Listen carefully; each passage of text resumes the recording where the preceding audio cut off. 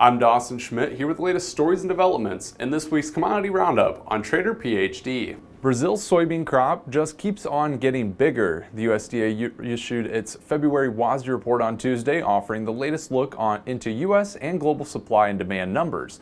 The agency raised its 2025 and 26 Brazil soy forecast to 180 million metric tons, up 2 million from the January estimate. Production is also forecast nearly 5% higher than the previous season. Satellite data has continually shown strong NDVI values, holding at a record for 7 consecutive months, which has translated to record yield projections. The USDA left its Brazilian corn production estimate unchanged this month. Output is expected to fall 3.7% from a year ago to 131 million metric tons. Brazil's National Supply Company, or CONAB, also released its updated corn and soybean forecast on Thursday morning. Soybean production was raised by nearly 2 million metric tons from January to 178 million metric tons, a new record. Meanwhile, the corn production forecast was lowered by 400,000 metric tons to 138.4 million. U.S. soybean export sales slowed dramatically over the past few weeks after China reportedly fulfilled their 12 million metric ton pledge.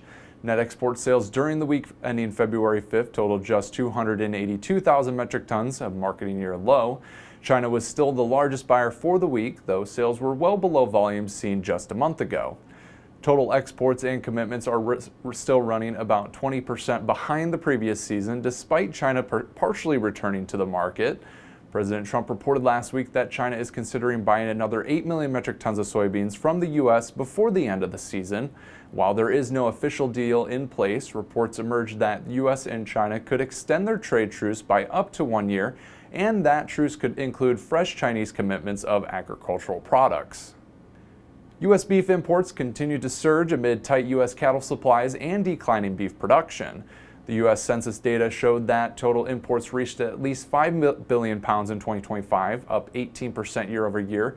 Much of that growth was due to increases in shipments from Brazil, Australia, Mexico, and Uruguay.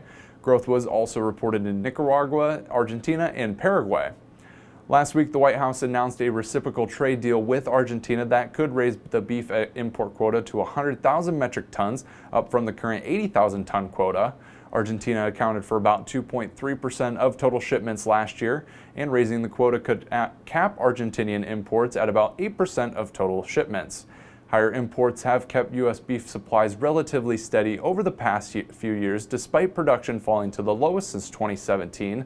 The USDA estimates that U.S. beef imports totaled a record 5.4 billion pounds in 2025, representing about 17% of total supplies. Imports are expected to hit another record of 5.6 billion pounds in 2026. Thanks for watching. I'm Dawson Schmidt, and this has been Trader PhD.